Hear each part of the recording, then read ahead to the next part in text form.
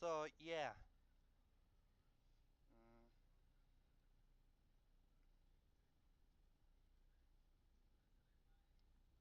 What was I?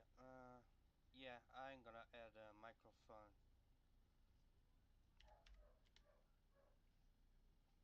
Audio input capture.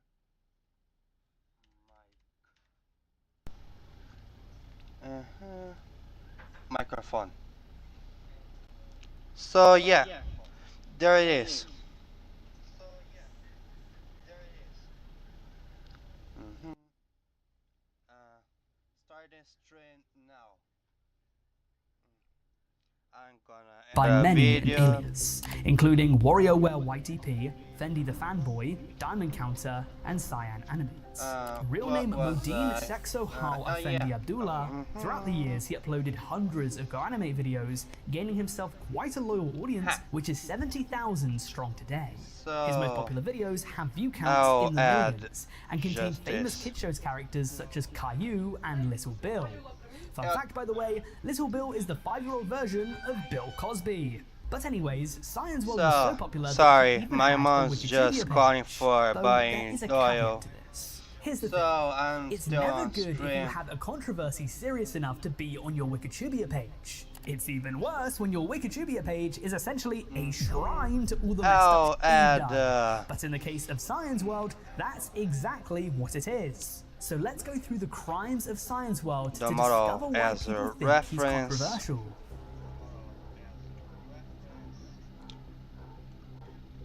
It all started in 2020, when according to Wikitubia, so please do take this with a grain of salt, it says that he posted a video saying that he was going to quit YouTube, and he was criticized by people for being greedy, lying to his fans about quitting, faking suicide 3 times, and treating his fans like slaves. He also apparently made inappropriate videos of other Go animators, according to a Go animator known as Rack Animate, who posted a truth video about him. After this, Cyan apparently put his channel on lockdown until the drama cooled off, and on the 5th of May 2020, he returned to Go Animate. This alleged video where he said that he was quitting YouTube, I couldn't find.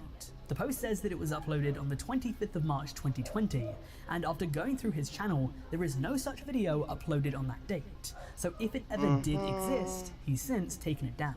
However, I was able to find Rack Animate the truth video about Cyan's World, so I'll play a short clip from it now so you can get a flavour of what he had to say.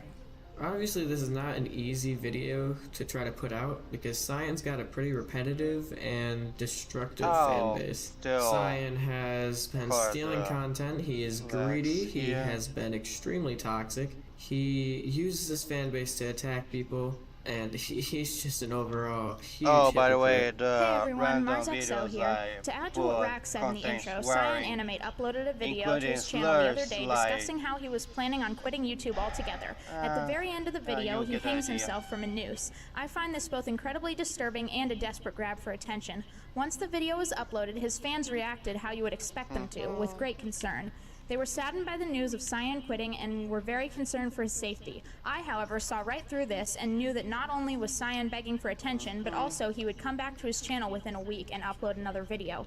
My hypothesis proved correct, and he uploaded a video the next day and disowned his previous video. This makes Cyan a very scummy person, in my opinion, and it shows that he will do anything for attention and for views. I used to be a subscriber of Cyan's, and I didn't see anything wrong with his videos. Still working on but then I realized there was something wrong. I was told by people on Discord that Cyan had uploaded a video in the past sexualizing Cherry Blossom. This made her very uncomfortable and caused her to dislike Cyan. Recently, Cyan created a community post on YouTube calling someone out for sexually harassing a girl on Discord. Cyan is a massive hypocrite in this realm, because he too is guilty of sexually harassing girls and making very inappropriate videos. These are just a few of the reasons why Cyan is a massive hypocrite, a very scummy person, and someone who you should not subscribe to or support in any way. MarsXO beat me to it, so I guess it's time that we discuss this sexual harassment. He would make a video titled, "Classic Caillou Sexually Harasses Cherry Blossom 490 and Gets Grounded," which was later, curiously, deleted. And I guess I need to explain a few things here, because otherwise, things might get a little bit complicated and confusing. By the way, this is not my first time recording audio. A common stock character on Go Animate. He's based on everyone's least favorite 5-year-old skinhead Caillou, but the difference is that Classic Caillou is apparently 35 years old according to the Go Animate wiki, and in Classic Caillou videos, he's portrayed as a troublemaker and rapscallion, always looking to spread misery and chaos. So, just like 5-year-old Caillou. So Cyan's World, for some reason, decides to make a video where Classic Caillou sexually harasses another Go animator called Cherry Blossom 490. And for perhaps obvious reasons, this video is later deleted. I have to imagine it's because people saw it and were like, what the hell is this? Is like virtual sexual harassment. What is even going on here? However, the internet never forgets, and so I was able to find a re-upload of this video, which of course, I'll share with you now. Man, this school looks so boring. I have no idea what should I do this time. Maybe I should be think about it so I could. I thought about it so bad. Whose is that? Ha! Text to speech is always ugly. Wow. She looks so pretty and hot. Even thought I don't like her, but no, I thought she doesn't have big boobies. Wow. That was so sexy. I think I'm falling in love. Maybe I'm going to sexually harassing her, because she's so hot. Mum. Hey, Cherry? Oh, hi Classic Caillou. How are you doing? Hi and why is your eyes so shy? Oh, I nothing still reasons. don't like Cherry, animate so much wanna have anymore. some fun? Sure I guess. So, also, I'm a huge I'm fan going to of touch your Vine breasts Subs, by the way, because you are so hot. what? because Now let's touch that your breasts the together. granddad, What are you if I doing? was a Don't fan touch me. of Joe, Just get away and I from am me, still a classic fan of Caillou. Joe, by the Now way. why don't you to my lovely kiss? Oh my god. Classic Caillou. How dare you sexually harassing me? And look at you too young. And how dare you touch my breasts? You know that's disgusting. Now get to the principal's office, now. Given the information that I now know, Science World being sexually inappropriate with another Go animator is not exactly a surprise, even if this is brain-dead drama considering that he is sexually harassing her Go Animate avatar. And if you're curious about why I'm not surprised, we'll be getting to that in just a moment. Flash forward to June 2021, Cyan would come out with a response video to address all of his past demons. But because he wanted us all to suffer, he decided to do it on Go Animate, leading to this gem of a video. So let's look through it and see what he had to say for himself. Well, hello. If you guys don't know me, yes, I'm Cyan. If you guys don't know who I am, I changed my voice to Paul. Well, sorry, it is I because kind I of did forgot. use my Joey voice because my work keeps glitching, and my new work are lost because of this. So today I'm going to admit my wrongdoings for what I did in the past in 2017, 2018, 2019, and 2020. You know what, scrap that, this is going to be hell if I carry on, so just to quickly run through it, he admitted to plagiarism, making fun of Indians and autistic people even though he's autistic himself, and perhaps worst of all, faking suicide. Not once, not twice, but thrice. And the reason he did it is because apparently he wanted attention. In March 2020, I used to quitting YouTube and faking my suicide for the attention. I used to faking suicide 3 times, but I officially regret it. But even after all of that, I still think that Science World could have survived the hate. I mean, even though he did receive dislikes, he carried on uploading. But unfortunately, his behavior got even worse. Within roughly half a year of making this video admitting to his wrongdoings, Cyan would quit YouTube forever. And now he's potentially facing legal trouble. So let's find out why. And this microphone is also noise cancelling, by the way. Let me start this segment off by clarifying that what we're about to discuss are allegations and nothing more. You at home will have to make up your own minds about whether you believe this. That said, on the 29th of January 2022, Cyan would upload a video revealing that he would be leaving YouTube forever. He claimed that the reason he was leaving was that his channel had been demonetized, so he could no longer make money on YouTube. He thanked everyone for their support. However, if you take a close look at this video, then you'll notice that there's something off about it. This video had both its likes and comments removed by Cyan, which begs the question, why? Usually, a creator's final video acts as a shrine for people to leave messages of love and support, and being demonetized still allows people to comment on your videos. So this didn't make much sense. But as it turns out, there was a reason for this. Around the time that this video went up, it was revealed that Cyan had been accused of grooming 2 members of the Vyond community, known as Dark Rapper Studios and Blue Diamond Boy 2006.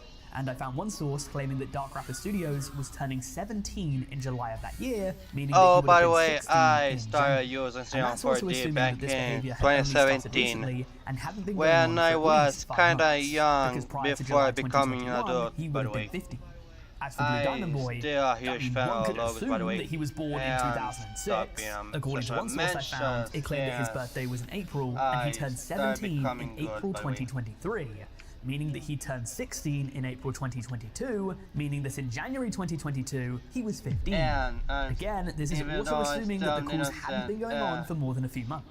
If they'd been going on for, say, a year or so, then he would have been 14 when they started. Now, if this actually happened, there should be no question on whether he thought that these kids were legal. One of their names is Blue Diamond Boy 2006. Unless he thought this kid was born on the 20th of June, he had to have known he was born in 2006. Now, several YouTubers such as Racy Neek would make videos discussing the recent revelation of Cyan's grooming. And when I went to follow up on my research using Racy Neek's video, this story went off the rails even more than I had initially anticipated. This is a man who has apparently faked his own seppuku no less than 3 times.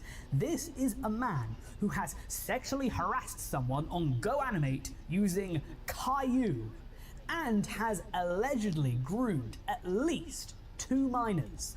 I thought that nothing you could say about him could possibly surprise me. Of course, when you don't think you can be surprised, that's when a surprise is most likely to happen. And in the case of Cyan's World, he pulled something insane out of the bag. Racynique was able to get in contact with an alleged victim of Cyan who made some very disturbing claims about him. This alleged victim, who is unnamed, made accusations that Cyan's World would often hop on Discord calls with them and others, and on those calls, he'd start acting very sexual, C4D, by the way, discussing sex and tickling. From there, he'd apparently turn on his camera, and he was apparently shirtless a lot of the time. But things would only further escalate, as apparently sometimes he got out toys. And we're not just talking Buzz Lightyear action figures. Well, there might have been a Buzz, but I haven't seen the make or model. One of these toys was, well, it's something that I can't say on YouTube, so let's just call it a Bilbo. And unfortunately, to my dismay, there is apparently photographic evidence of this Bilbo being used. Yes, this is shot at a 5.6 aperture using a low light filter. You can see the grain from the high-speed film. There's kind of a Bilbo up his ass right there. And the low depth of field keeps the background soft. Eric, what the hell is this? So here it is. This is allegedly an image of this GoAnimate creator using his Bilbo on Cool. Keep in mind that the only way this screenshot was taken was because the victim that messaged Racynique was supposedly on call at the time.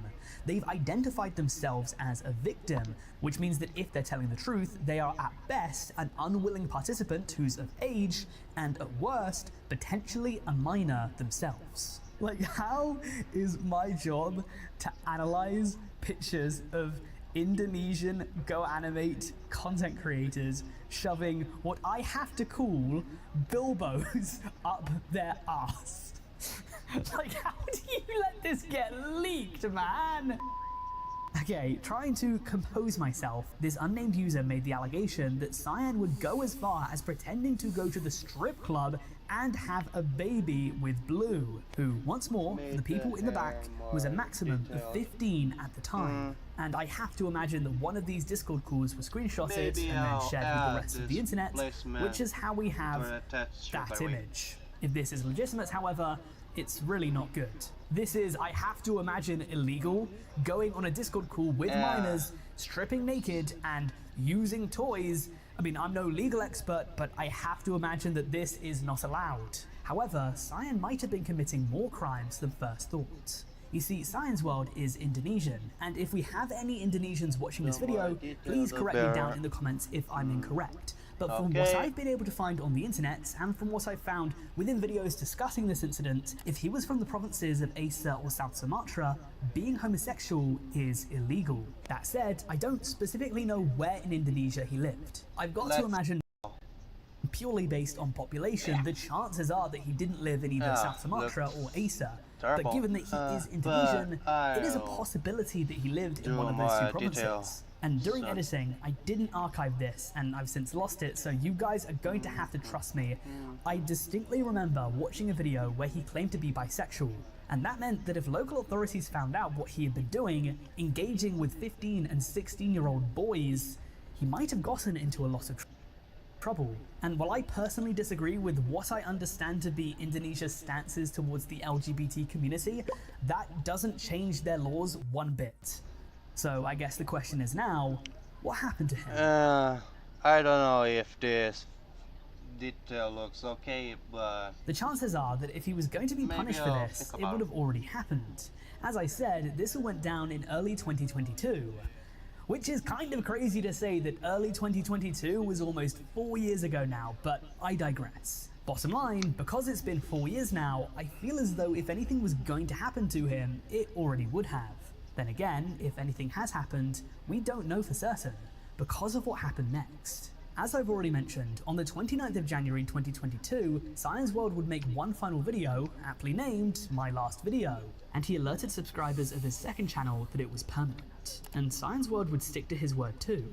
because as of October 2025, he's been completely inactive ever since. He wouldn't take accountability, he wouldn't mention the grooming, and he would change his channel's icon to a skull, quite clearly insinuating that the channel was now dead. If he ever wanted to come back, given his reputation as a liar, a perv, and a groomer, it's safe to say that he would never be accepted by his audience. And even then, if he lived in one of the parts of Indonesia where homosexuality is illegal, the chance that he would be prosecuted would likely be higher than if he just quit the internet and laid low. So that leads us to today. Over the past 4 years, Cyan's world hasn't made a sound. No activity has come from his YouTube channel. His Twitter account, What Up Cyan, has also been deactivated. His second channel seems entirely scrubbed outside of a community post saying that he's going to be gone forever, and links to his Discord and SoundCloud are also now invalid. And so he's definitely spent some time going through his online footprint, making sure to cut ties with it altogether. But before you cut ties with this video, I'd quickly like to remind you that if you enjoyed it, please don't forget to like it and subscribe to the channel if you haven't already and you want to see more. And if you happen to be looking for more weird internet sex stories, 1000% check out my video on the internet's worst creator fanfictions. That video discusses fanfictions made on the most crazy taboo subjects involving YouTubers. I promise that if you like this, you won't be disappointed. Click on the screen now to check it out. Fresh penguin Aside from that, I'd like to thank you for watching. It was kinda a reference to the old Pontaferro logo, which is kind of a simplified version of the old logo from the early 2000s, by the way.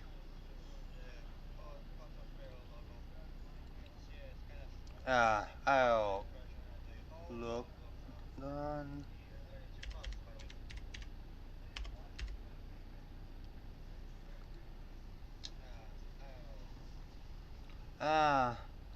The old logo from 2011 to 2012 to 2021 was rebrand of the 2008 Pontaferro logo from 2008, which is yeah, the penguin is the reference to it.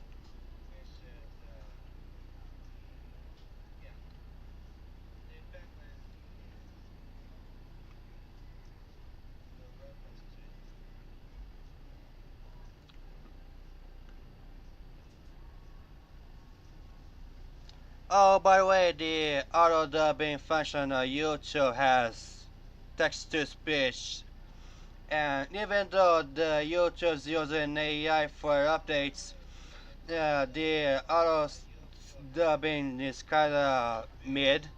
It's not good or not bad either. So yeah. Also, I forgot about it.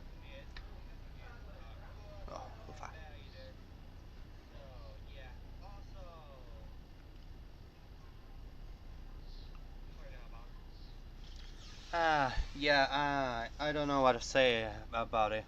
Un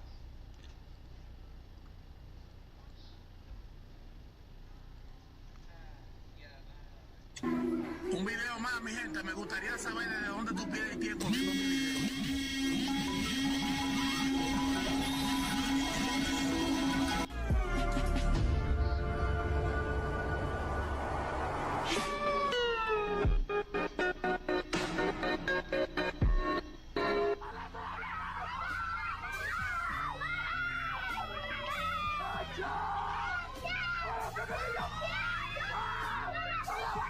Would you slap me for $1,000?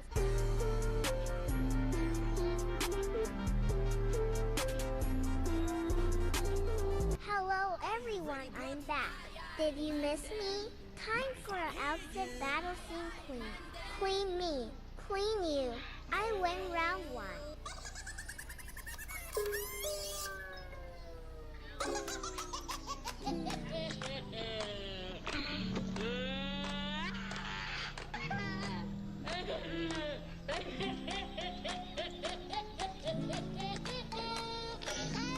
Round 2. See me. Made me. Made me. I win round 2.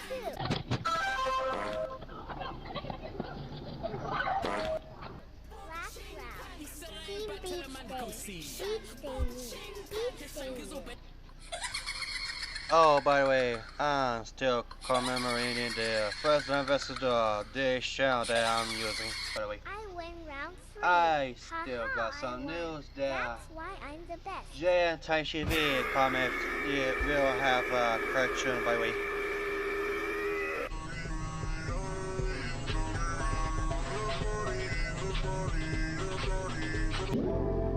Wanna break from the ads? Wanna break from the ads? Wanna break from the ads?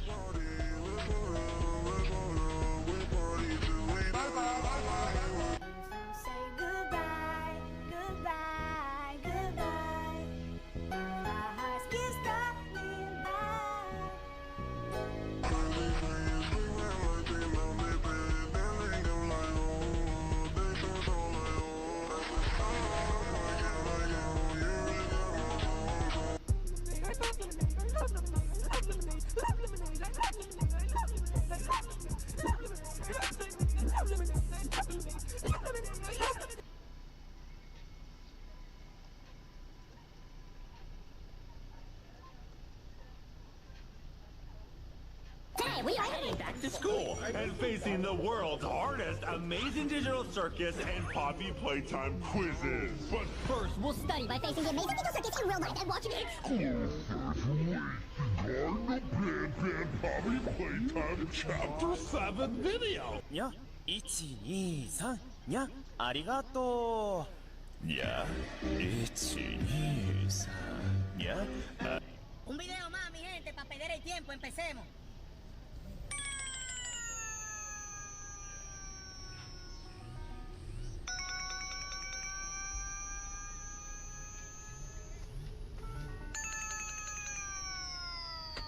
Just go right back to your papa if you think you're beating me. I'll have one of the fans' hearts when I go neat, go neat, go neat.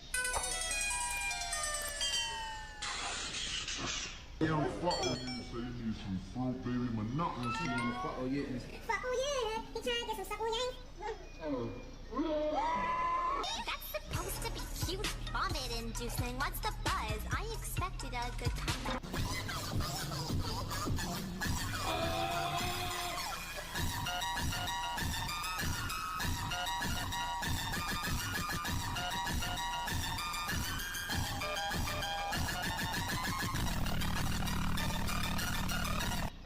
Can we pretend that airplanes in the night sky like shooting stars? I can really use a wish right now, wish right now, wish right now. Can we pretend that airplanes? Un video más, mi gente. Tiempo y empecemos con la palabra clave. Bumbo clock dog I am. Cause this man will wake up good enough. Give me a good. Blood clot dog. What kind of little bumbo clock dog this I'ma give?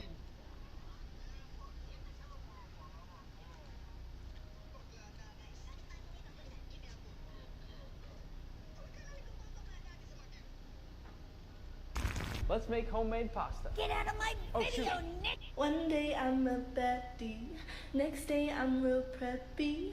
Sorry I'm feeling lazy, that's just cause I'm emo again. My mommy said no more skibidi toilets, so I left a poo-poo in her chocolate cake. This is Ohio home of the Gritty and Rizzlers. I'm having skibidi toilets. Oh, by the way, I still don't like Gen Z slangs, by the way. Mankind with a hydrogen bomb. And help against AI, by the way.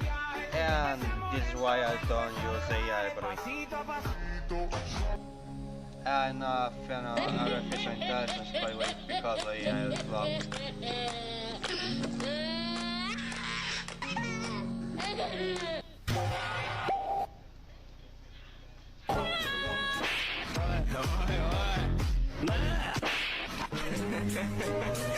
Fuck you, my nigga. Fuck you, my nigga.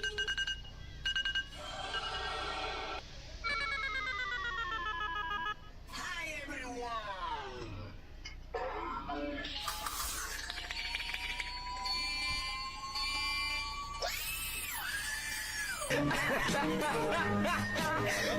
Okay, change the video because everyone gets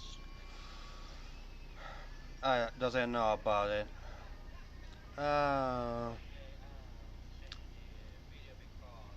This would be live action content that cartoon. This era saved Cartoon Network. So. On January 13th, 2025, YouTuber Bittersnake uploaded a video discussing a strange YouTube channel by the name of Cute Cat AI. When looking at this channel, its general theme becomes immediately evident. The vast majority of the thumbnails depict a cat in a horribly gory state, often depicting their stomachs cracked open with guts and blood spilling out of them. You may think that this is just clickbait, shocking imagery to lure in a viewer where the actual video ends up being innocuous, but unfortunately that's not the case. When actually examining the contents of these videos, you'll find that many, if not all of them, are short stories, often in the form of cautionary tales. While the story's played out, a cat version of a popular song plays. Think that popular cover of Billie Eilish's song What Was I Made For, while the lyrics are replaced with meow. Anyway, these little stories often portray a kitten or a pregnant catwoman partaking in seemingly innocuous actions or tasks. However, while partaking in this action, the character will get horribly injured in some way, with the result being their stomach being cracked open, with either a mix of blood and guts pulling out, or babies who wriggle and writhe in the stomach. Every single thing in these videos is AI generated. The dialogue, visuals, stories, and most of the music are all poorly created by generative AI, leading to the plot lines to be incredibly hard to follow and inconsistent. The channel had amassed 35,000 subscribers at the time of writing, with their most popular being Pregnant Cat Was Betrayed Because She Was Too Rich. This video plays off the classic formula of OG Elsagate: pregnant, overly sexualized character in a shocking and violent situation. Going back to Bittersnake's video, he covers two channels titled Mikumi Channel and Dumiku Channel. These channels upload basically the same horrific videos, only they tend to be double the length of the Cute Cat AI channels. Here we see more vomit, bugs, urine, and parental abuse, just like all the other channels who do this. The videos are all, again, compilations of horribly written AI stories, with visuals playing them out. Both of these channels link to each other and have very similar branding and aesthetics, which leads one to believe that they're owned by the same person or people. This only gets further confirmed when looking at each respective channel's community tab, but what's really fascinating is the pictures that they provide. Judging by the surroundings, it appears as though the channel's based in China, despite their channel details claiming that they're based in the United States. When looking at the Mikumi channel, you'll also find pictures of the team. One of the pictures showing a woman looking at the channel's YouTube studio page, while the other appears to be looking at a thumbnail preview website. The second picture appears to show a worker using AI to generate a script, while the woman next to him seems to be generating imagery. You can barely make out the shape of one of these little creepy cats on the square. What's absolutely fascinating though is the next community post showing off the team. Look familiar? That's the same picture as the post from Dumiku. So there we go. Proof that these channels are operated by the same people. But what else does this tell us? Clearly, this is a content farm in the most pure way possible. These people probably aren't getting paid much, but their job is to pump out and slap together as much traumatizing slop as humanly possible. It's safe to say that the Cute Cat AI channel was doing the exact same thing. It goes far beyond these few channels. And honestly, it's kind of absurd just how many of these channels exist, that all pretty much upload the same exact content. I've seen multiple of the same plot points reused almost beat for beat. A common one used throughout many of these channels is a young kitten playing outside and dragging mud in. The kitten eats and ends up consuming some sort of virus or infection from the mud, which leads to some really vile imagery of the cat vomiting a variety of things. Bile, worms, guts, and a variety of bugs and other hard-to-name It's some genuinely really nasty imagery. Another genuinely absurd detail on the majority of these channels is how sexualized the female cats are. Some of these genuinely look like they were designed by furries, which is just so odd. These sexualized cat women are often pregnant, with that being a crucial part of the plot of the videos. To anyone familiar with Elsagate, this is probably sending off alarm bells in your head. An ever-present theme in almost every iteration of Elsagate is a big focus on pregnancy, whether that be relevant to the plot of the video or not. You'd often see Elsa or Spider-Man pregnant with their distended stomachs given immense focus. And nowadays, it's incredibly easy for characters like Pomni or female characters from any kid-focused franchises like Poppy Playtime, all inexplicably pregnant. But why? Why is this such a focus? And why has it been since the very beginning? There are two main perceptions of this. One definitely being more disturbing than the other. The more innocent theory is that pregnancy and the other often fetishized bodily functions and parts of the body are used in these videos simply to lure their young audience in. To a kid who doesn't really know what's going on, pregnancy is weird, feet are just funny, and people playing with excrement is just comedic. Essentially, these channels could be playing on the fascination of the unknown and the taboo, which is a completely valid theory, and would explain a lot of what's going on here. However, the more commonly agreed upon consensus is a much more sinister and disturbing notion. Many who have investigated Elsagate and have spent substantial time analyzing the content have come to the conclusion that this focus on these specific things is because the creators of this content, at least initially, were really interested in these themes and topics and inserted them into their children's content for the sake of either their own pleasure or, worse, to instill this fetish onto the children watching. Whether or not the latter was the intent or not, it absolutely took effect, with many Gen Z individuals claiming that they had acquired these show is still a thing, by the way, in a bit 25. An important question to ask is this still the intent? And to that, I don't think that's the case. From what I can tell, many Elsagate content is made purely for money and nothing else. They use disgusting and shocking content because whether we like it or not, that's what works when trying to get clicks from children. However, I do believe that it's absolutely possible that the people who establish these themes as those who are successful may have had less than innocent intent when creating this content. So even if the people in the modern times aren't intentionally trying to make fetishy content, they may be continuing a legacy of people who have had horrible intent. While this may answer why pregnancy is such a reoccurring thing in these videos, it doesn't answer why all the cat women are so sexualized.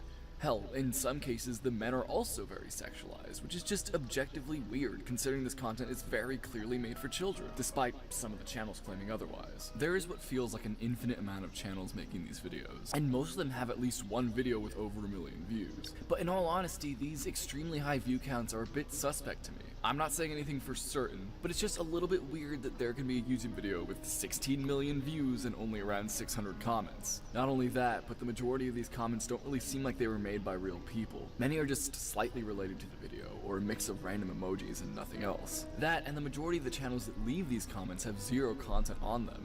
No videos, no community posts, hell, not even an about page. This leads me to speculate that these channels are using view bots alongside widespread employment of AI comments. The dead internet theory is just our daily reality. There's no way I can allege definitively that these channels use viewbots, as the reality of these views and inconsistent engagement could be explained by the channel's target audience. Children. Kids interact with content in some pretty unique ways. Oftentimes they watch videos on autoplay and don't engage in the comment sections, but when they do, it's often very broken English or emoji spam. Something that should also definitely be noted is that these videos don't appear on the YouTube Kids app.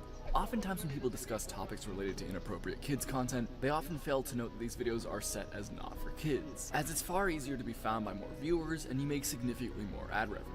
As we've seen with some of these cat AI channels, they outright deny that their content is for kids in comment sections and descriptions. They can say whatever they want, but you and I both know that this content isn't for adults. It's unwatchable to anyone with a half-developed brain, so obviously the only people who could sit through this crap are those who don't know any better. Regardless, the demographic could potentially help with the insane contrast in numbers. Either way, this is extremely weird. And all of this leads me to the main question, which is why? While sometimes intent can be a little bit difficult to suss out with traditional Elsagate content, from what I've deduced, it's pretty obvious how and why these channels are doing what they do, and how and why there are so many of them. While researching this topic, I found a video by the name of How I Make $22,000 a Month AI Story Videos with ChatGPT by Dave Nick. He shows you exactly how to make one of these channels. He instructs you to make exactly the same content as the channels that are successful, since clearly they are winning formulas. His video features a Google Drive that helps you fully automate this content slot. Like, even the channel names are AI generated. There is no human aspect to this. Dave also shows you a website where you can purchase a YouTube channel that's already viable for monetization, which essentially just means this channel will have previously needed a minimum of 4,000 watch hours and 500 subscribers. This practice is actually fully against YouTube terms of service, meaning that all of these channels inherently are under grounds for termination if this is indeed the way that they've been made. The guy provides you with a list of prompts, shows you which websites to visit, where to find your music, and at the end he basically just tells you that this is straight up content theft. And what I like to do is I like to go to these successful channels and I like to look into what has performed well for them, and then I try to replicate something similar. So if their most popular video is this cat over here, I will just screenshot that thumbnail. I will go back to ChatGPT, click attach the file, upload from computer, and just double click on that screenshot and say write a prompt to generate this image with Leonardo AI. I find this practice absolutely disgusting, and it's such a trivialization of the art of content creation. What this is completely disregarding the children that this content targets. It's genuinely so soulless, and such a bastardization of the idea of YouTube. But the good news, I suppose, is that this is just good old-fashioned greed, and most likely not anything else. These cat AI channels are completely fictional. Everything involved is made with generative AI, and despite how gross and unusual they are, ultimately it's not the worst thing you can find on the internet using child-friendly imagery. In recent times, a much more disgusting and reprehensible rabbit hole has popped up. On December 16th, 2024, I received an email warning of an odd rabbit hole on TikTok. I was live recording a podcast, so I decided to read it out for the show. What I was shown was one of the most disgusting, repulsive, and depraved rabbit holes I've found anywhere on the surface web. This is TikTok's minion gore epidemic.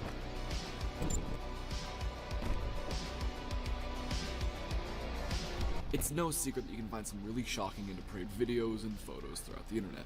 In the 2000s, shock sites were very common, and people were often tricked into watching the media hosted by them, while others would seek them out for the thrill of it. As the years have gone by, baiting people into watching horrific things has tapered in mainstream popularity, but in recent times people have been finding new ways to trick people into watching shock videos. A recent example is people using Twitter and TikTok to post fancy edits of various innocent things, which would then cut to something horrific. A very common video used is footage of a man by the name of Ronnie McNutt taking his life on a Facebook live stream. This video is horrific and incredibly tragic, but it's been used for years as shock material. Videos using children's characters to portray horrific and inappropriate things is unfortunately a very commonly occurring thing. This cycle is continued with a new and incredibly disturbing rabbit hole that can be found shockingly easily. When scrolling through TikTok, millions of people have found incredibly odd videos using a minion AI filter on footage of horrific events. These TikToks contain cartel videos, war footage, executions, massacres, or even in some cases, CSAM footage. These videos have been absolutely perplexing for the majority of people who've stumbled across them, but despite their graphic material, the like count on these videos is incredibly high, with many people in the comments praising the videos for how funny they are and how they want to see more. This is and was incredibly shocking upon discovery, especially because the majority of these videos kept the sound from the original, so you'd still be hearing the gunshots and the screaming. What's even worse is that in most cases, many of the comments expressing the confusion and disgust clearly came from children, since TikTok is a platform primarily used by younger people. If this wasn't bad enough, many of the comments are asking for the source of the videos. This alone wouldn't be too big of an issue, since naturally people are going to be curious and try to find the source of it. But what makes it an issue is the fact that in many cases the links and or search terms are being provided to these people, giving them easy access to some of the horrific things that humanity has to offer. I'm sure you're wondering how these videos were even made, how they skirt the algorithm. Well, luckily I can definitively answer one of those things. These videos are all made using a generative AI software named Runway. Runway is a pretty impressive program, since unlike other generative AI software, you can use the software to fully change pre-existing footage. It's incredibly easy to do. All you need to do is pay for the software, upload your clip, and give the prompt. Initially, prompts like turn everything into minions were used, which led to the TikToks that you see now. I tried this immediately upon discovering this rabbit hole, and it generated this horrific thing out of oblivious skin. Now, what's interesting is that since this horrific trend has become widespread, Runway blacklisted the word minion in an attempt to stop people from producing these videos. If you couldn't already tell, I will not be showing you any of the actual snuff videos. Rather, I'll be using innocent footage that I took using a Nerf gun. The results are hard to tell apart from the real thing.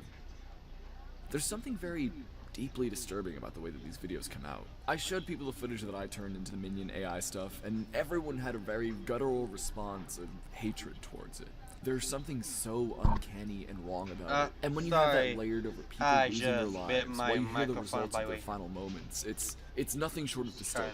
In many cases, you can still see people's outlines, where their blood would be, among many other incredibly disturbing details that just are barely covered up by the repulsive little minion filter. Throughout my career on the internet, I've had to research and watch a lot of really, really disturbing stuff. Some things that, to this day, haven't left my mind. But this by far is the worst.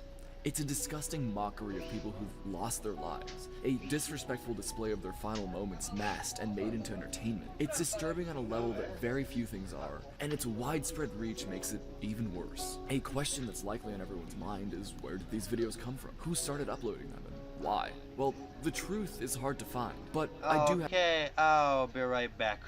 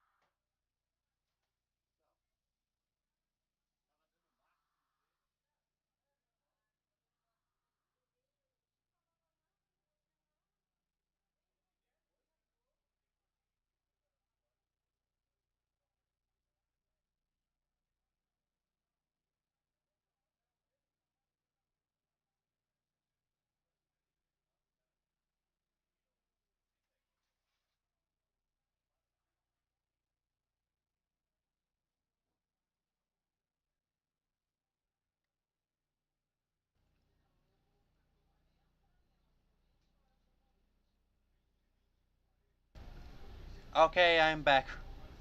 So, what do I miss? Since I was made aware of this so early on, I was able to find many of the original uploads. I quickly discovered that the vast majority of the original accounts posting these videos came from Russia. This coincided with them uploading body cam footage of the Ukraine war, of course with the minion filter on it. Many of these accounts have since been taken down, but since they were all uploaded in such a short period of time, it led some to think that many of them were run by the same person or people. But what about the intent? Despite its seemingly impossible to comprehend nature, I've come up with something. The first and most obvious is shock. For some reason, people derive joy from sending unassuming people traumatizing content. For some, it's in the nature of a prank to someone they know. To some, it's kind of weaponized. They use these videos to intentionally disturb and mentally harm people. This could be the reason that people are spreading these videos. On that same note, it could have something to do with finding the material funny. Many of the comments on these videos are expressing humor with the clips, contextualizing them in innocent ways. For example, if there's a video of a shooting or something like that, people comment or caption the videos like, "Jolly Minion spreads joy to local church," or something like that. To further explain the appeal of shock videos is a friend of the channel, Derick. Because kinda lazy Shock content has been a thing since basically the inception of the internet. Shock websites have been around since the early to mid-90s, showcasing all manner of violence, gore, and even weird pornography. These consisted of everything from real-life war footage to weird edited images of bowel movements and stuff. Rotten.com is infamously one of the first sites like this to ever blow up, pulling in hundreds of thousands of hits at a time when very few people were even on the internet in comparison to today. People viewed these websites for all sorts of reasons, whether it was to trick their friends into traumatizing themselves or even for their own arousal. It's safe to say that the biggest reason that this content gets viewed is for one simple reason, something that all humans share to a degree: morbid curiosity. They exist for the same reason that people can't resist rubbernecking in a car accident. We have this voice in our brain that refuses to believe that something this horrible can actually exist, and in turn we can't resist verifying it. Most people don't even enjoy this content. There's just some weird part in the back of our brains that gets drawn to it to some degree, even if only for a quick glance. The shock websites really grew out of control in the late 2000s and early 2010s when they started to host this content as if it were some sort of cinematic event. It got to the point where they were showing videos and recorded live streams of murders immediately after they had happened, almost as if they were giving these crazed criminals a platform where they could televise their crimes. While journalism around these sorts of crimes has always existed, it was always presented through a lens of the act being wrong. Rather than show why it was wrong, the criminals were able to showcase their brutal murders in a way that they wanted, not in a way that was appropriate. For example, BestScore.com was known for hosting a good number of these videos. When Luca Magnotta went berserk and killed a man on camera, he uploaded the video online shortly after. BestScore quickly became the go-to place for this video, called One Lunatic, One Ice Pick at the time, and it went viral shortly after. As if this wasn't enough, when they were still embroiled in controversy over hosting this one, they continued to host other high-profile videos, such as recordings of the Christchurch shooting livestream. A lot of these sites started getting hit with various legal charges. Oh, by the way, I still remember the Cars Entertainment had the constant legal battles and a very small pool of advertisers willing to put ads on their websites, most of them shut down entirely as it just wasn't worth hemorrhaging money and increasing effort. However, it wasn't like these videos were going to vanish overnight after having been a staple of the internet since the beginning. All that changed was how they were spread. They moved to subreddits that dodged bans, private forums, Telegram groups, and, well, even stranger places as well. They have taken up a home on Instagram Reels and on TikTok. Given the sheer amount of videos uploaded to these platforms, they have infamously abysmal moderation. Thanks to this, people have gotten away with posting these videos on there to some degree, sometimes even offering links to the full videos in the comments. As time has gone on, people have started to post these videos in even stranger ways in order to get past moderation. For example, on Instagram Reels, it's pretty common for people to impose text that says something along the lines of "Don't worry, nobody was harmed" on videos with obviously pretty grim conclusions. Or, as in the case of today's video, they simply just warp the content into something else. A theory that I've seen some people suggest is that these videos are uploaded as a way to desensitize people to these awful events. They're seeing and hearing them, but in the form of a bizarre mockery, giving it some level of suspension of disbelief. I've also heard some people suggest that these videos are essentially run by a ring of people who are distributing gore and CSAM content to each other through means of these comment sections in these videos. Some of the worst examples that I saw in my research that have kind of continued to haunt me was a TikTok showing a minion-fied video of someone getting assassinated in front of their family. The children screaming and crying as their deformed depictions moved frantically. This was disturbing on such a deep level Experiencing an event that has traumatized everyone involved and hearing it all unfold is something that I don't wish upon anybody. The other video that I found on TikTok was equally as horrific, but in a different way. The video seemed to portray a little boy with no clothes on. Thankfully, it was hard to make out because of the minion filter, but upon seeing it, I immediately knew something was very, very off. After checking the comments, my fear was confirmed, as many of the comments were claiming that this video was indeed illegal content of a child. I really, really hope that those people in the comments were lying, but unfortunately, judging by what you could see on the screen, that didn't seem to be the case. Of course, without any confirmation, we can't say anything definitively. It meant that it was indeed what I thought it was. It's a terrible idea to be safe in that sort of thing. Now, on the bright side, this video and hundreds of others have been taken off of TikTok. Within a week of this controversy beginning, a couple of YouTubers started quickly throwing together videos to break news in the whole rabbit hole, which seemed to have worked in helping get some of them removed, as more and more people became aware of it and wanted to hunt it down and report them. Sorry, this is a fantastic thing, mom's but just unfortunately for many of these dinner. videos still remain on TikTok And I'm not can be found hungry, with little to no by the way. effort. I'm sure many of you already see this coming, but unfortunately it doesn't end with TikTok. These minion videos have been spread to other platforms like Twitter and mainly Instagram Reels, where many of these original AI minion videos have been reposted by edgy meme accounts. The Ronnie McNutt video, as mentioned earlier, has been uploaded multiple times through different iterations, while many of the other most offending examples have found their home on the platform as well. There are also variations of this trend using offensive or crude memes with the minion filter, such as the iconic Incredible Gassy.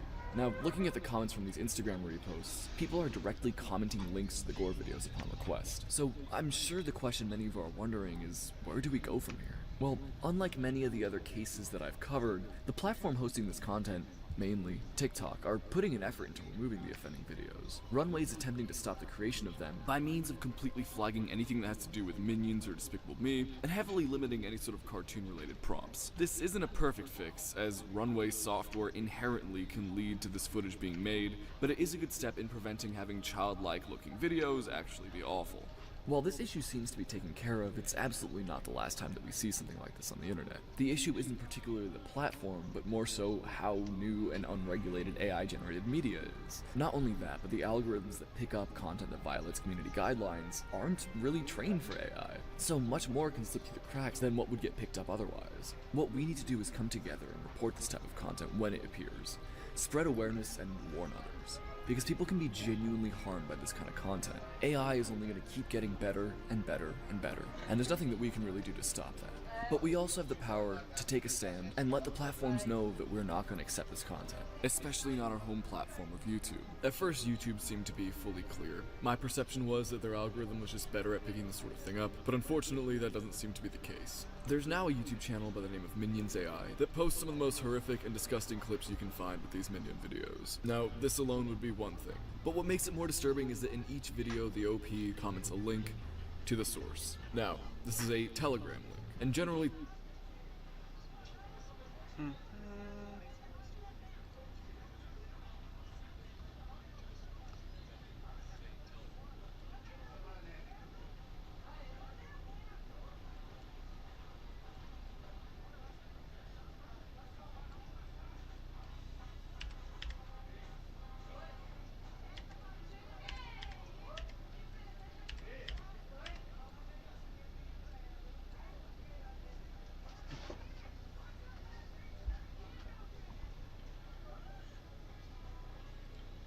the Telegram link shouldn't be trusted, as a lot of really disturbing stuff has been hosted there. If you do decide to click on this link, it'll send you to a Telegram page by the name of Teleshock. Now, Teleshock is a Russian account, as is the YouTube channel. However, when translated, you can very clearly see what's going on here. Hell, the profile picture is the Telegram logo covered in blood, and the description reads, "All applications are accepted immediately. All content strictly 18+. Everything is taken from open source. We do not call anything." Now, call me a bad journalist, but I didn't make a Telegram account and join this channel. But using context clues, I think it's pretty clear what's hosted on here. This YouTube channel is most likely directly linking people to snuff videos. This absolutely must be taken down. I've reported the channel, and I implore you to do the same. But for your own sake, don't watch the videos hosted on it. Just report and leave. There's a very specific sort of look to the IPs and franchises that become victims of Elsagate content farms. They're bright, easily recognizable, and child-friendly looking.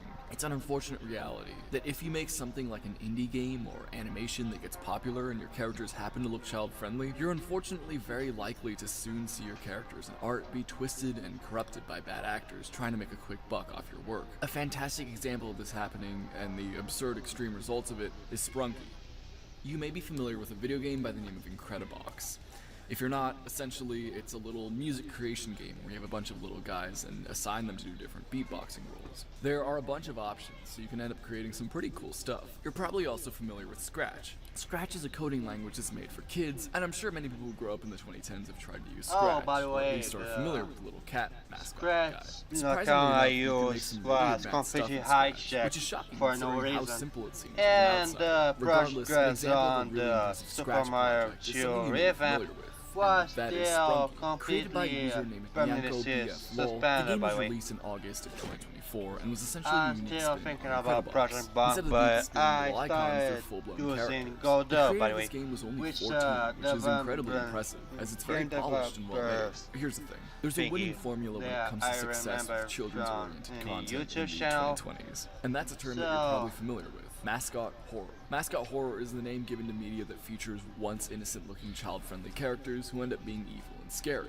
This genre of horror was spawned by the success of Five Nights at Freddy's, but has since surpassed that, with many mascot horror franchises becoming fully mainstream and popular. I don't know what specifically it is, but this kind of horror just tickles a child's brain in a way that few other things can. But why do I bring that up? Well, despite Sprunky looking like a cute little Incredibox clone, when selecting the hat icon, the game becomes this. I honestly believe that this is way cooler than the majority of mascot horror games, as it's actually creative and there are some pretty cool visuals here. There was some messiness with the game, as it got taken down a couple times and switched websites here and there, but eventually it found its home on a website called Incredimake, which was dedicated to Incredibox mods. Throughout this, Sprunky began to absolutely blow up, and before we knew it, became a part of ElsaGate. Tons of garbage content was made to profit off kids who don't know any better, like channels who explain the game's lore.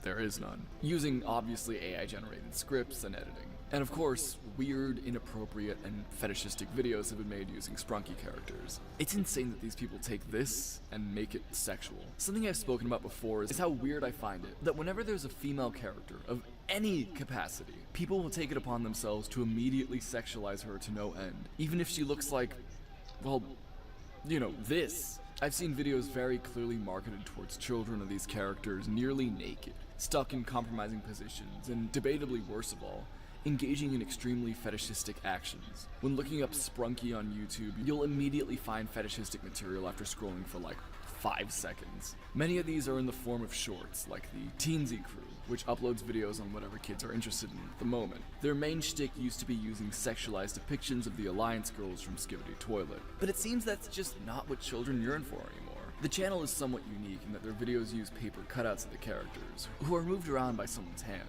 These videos are egregiously sexual, with all of the female characters having boobs that weren't there in their original design. I also found inflation fetish videos, bondage, a male character putting used dirty underwear in his face, really weird pregnancy videos, scat videos, and a bunch of videos where they use like Play-Doh, balloons, or stress balls as body parts. For example, there are videos that give the characters breasts, which are then squeezed and caressed, or videos using a balloon to depict a character's stomach being inflated. That's not even all of it, but I think you've seen it. Channels like this are everywhere, and are so incredibly reprehensible and disgusting. Unlike the Cat AI channels and other ElsaGate shit, these people don't even claim that their videos are made for adults or anything like that. They're just directly uploading sexual fetishistic material for really young kids to watch. It's so wrong on so many levels, and this is just straight up exploitation of innocence and curiosity. This issue's so bad that when you look at the first 20 videos that come up after searching Sprunky, 10 of those 20 are sexual ElsaGate style videos. Keep in mind that these channels are using characters and imagery that belongs to a literal child, which just makes it so much worse. Not only that, but the creator is seeing zero profit from any of this, leading to there being literally no benefit to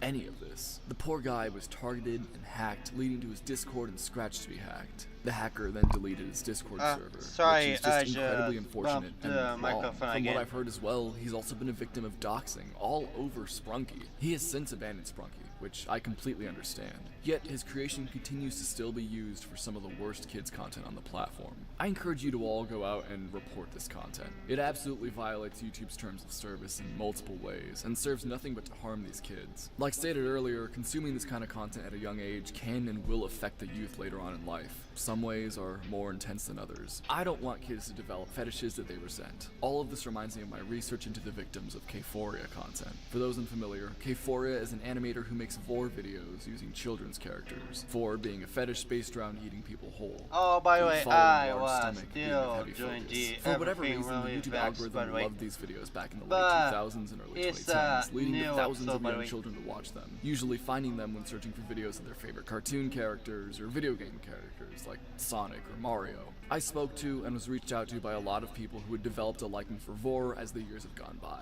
which for many of these people is a fetish that they deeply resent and wish that they didn't have. It's incredibly clear to me now that this is exactly what's going to happen with the children of today who watch this Elsagate content. Whether it's Skibidi Toilet, Sprunky, Amazing Digital Circus, or whatever next big brain rot thing it is, it's clear that this is not stopping anytime soon.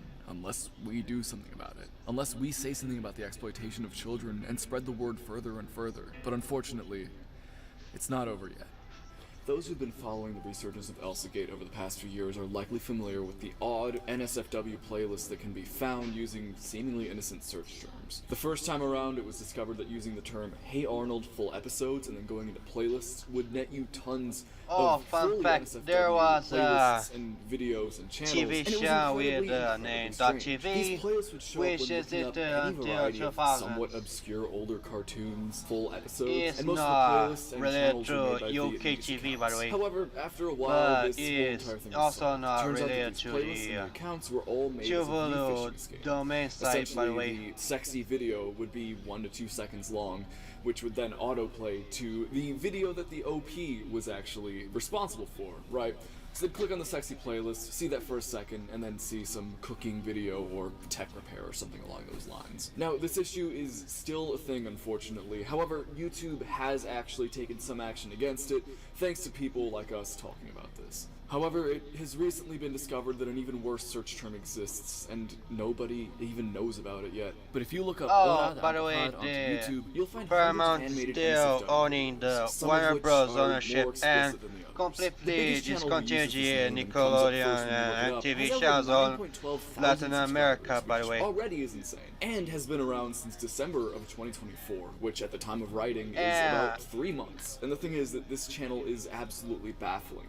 The clips that it posts are fully uncensored, like it is straight up hentai, just on YouTube, completely. Obviously, it's not an uncommon thing for NSFW material to be uploaded onto YouTube, but generally it gets caught pretty quickly. Now, all the videos on this channel are age restricted, but still, they're getting recommended to people. They have a lot of views, and the amount of subscribers that the channel has is completely baffling. And what makes it worse is that some of these videos use characters who are teenagers. There's one of Ahsoka Tano in her outfit from where, in canon, when she wore that, she was 13 to 14 years old. And then you see Hatsune Miku there as well, who I believe is like 16. But here's the thing, that's only the tip of the iceberg here. The search term directly translates to time to crave. However, that direct translation isn't necessarily what it means. Essentially, it means horny time. The majority of the videos that you'll see when you look this up are the very classic "the joke is porn" videos. Never has been funny, never will be. Only most of the time these memes cut away from the explicit material once it's about to show up.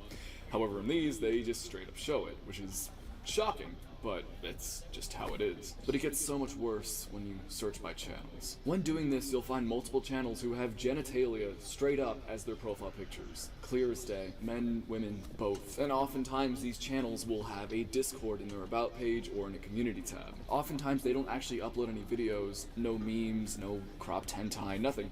Just their body part and their contact information. It's shocking because they're not censored at all. Like, there are profile pictures and banners and all these things that are just straight up genitalia right there on YouTube for anyone to find. And the fact that they're trying to exchange information with people is concerning. Don't look this up. Don't go out and try to report it. I'm putting this in here because I want someone from YouTube to see this and to take action, because they can't be letting this happen. This is insane. It's shocking and disgusting and disheartening. And I beg that YouTube does something about it. I want to warn you that in this next segment there's discussion of some pretty disturbing things, as if, you know, that hasn't already been the case. But there's a YouTube rabbit hole that contains a lot of child abuse, and it will be discussed, but nothing will be shown. Fun fact, by the way, you've been warned now. Nick Something that many of us fail to realize is that YouTube is much bigger than any of us even know. There are so many parts of YouTube from other countries whose content style and presentation is very different from what we see here in the West, and the overall English-speaking world. In Bittersnake's video that brought the AI cat controversy to light, he commits a segment to a strange YouTube channel he found while doing research on the cat AI stuff. This channel was named Orphan Baby. This channel is from Vietnam and heavily featured a lot of footage of babies and children in distress. Many other thumbnails depicted a little boy getting hurt. In a lot of these videos, there's a young boy who can't be older than 2 years old in an extreme amount of distress, as his older sister abuses and hurts him. And the older sister can't be older than like 7 years old or something like that. These videos often featured a bit of a formula. It'd start with the kid getting hurt, and then that older sister going out and working. She goes out into the fields with a machete or a sickle and a makeshift harvesting bag. So the girl would go out, use her harvesting tool to pick up usually plants and fruit of value, oftentimes using this very sharp tool in her hands to cut open the fruit or to harvest something. The girl herself is covered in bruises and is incredibly dirty and malnourished looking, and you can only imagine how her life is when the cameras are off. If it was just this one channel, that alone would be insane, but it's not. In what feels like a new iteration of full stop punctuation, if you look up the word orphan, just orphan, as the time of writing in this video,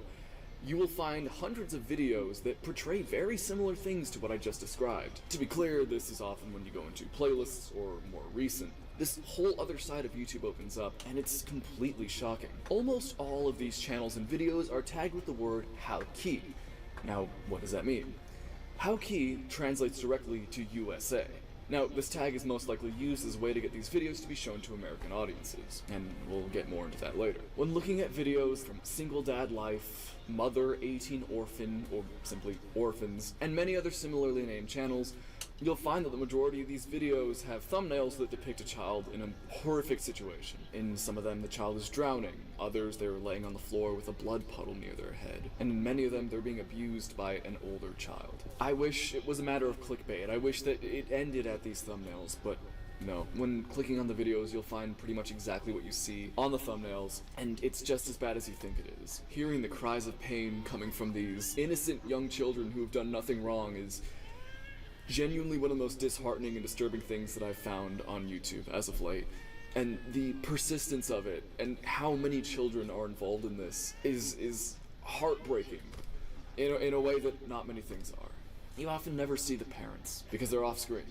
They're behind the camera, letting this all happen, and in most cases giving directions to the children as they often look behind the camera for some sort of cue. One of, if not the worst clip that I found while doing the research was a video of a little boy being abused by his older sister. It gets to the point where he's just on the floor, crying in pain. While this is happening, the boy, screaming and crying, sends out an outstretched hand to the person who's behind the camera, looking at them with so much fear and confusion in his eyes. You can't really say anything for sure, but this is most likely the kid's mom or dad behind the camera letting this happen. And it's disturbing on such a deep level. Even in videos that aren't that violent, these babies and children are often sat next to incredibly dangerous material. There are knives and farming tools that are just there on the floor in really, really close proximity to a little kid. This is child abuse. This is exploitation, and there's no way around that. Not only is this all morally reprehensible and disgusting, but it's also against YouTube's terms of service. And despite that, many of these channels are monetized. And that right there explains the entire point of why any of these videos exist. They are purely made for money. These videos are filmed in very impoverished parts of Vietnam, evidently in areas where child labor seems to be commonplace. And so since these people are living in such impoverished areas, they have seemingly found their way out.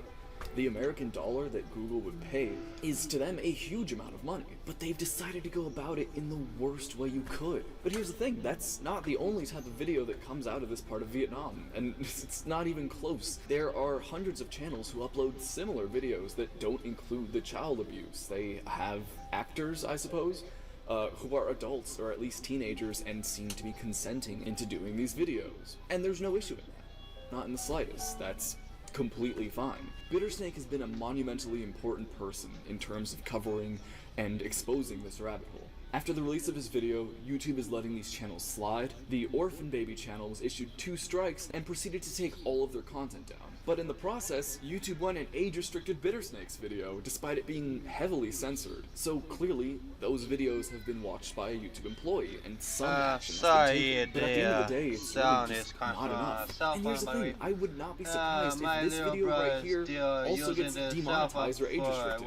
I don't want it to, I want as many people as possible to see this, but inevitably, judging by what we've spoken about, it's a very good possibility. So in the event that this video is being manually reviewed by a YouTube employee to see whether or not it should be demonetized, I'm speaking directly to you. This is my plea for you. I ask you, please take a look at what's been discussed here today. I'm trying to get this stuff to be well known so someone can actually take action. And if you have the ability to take action and do something about these channels, please do.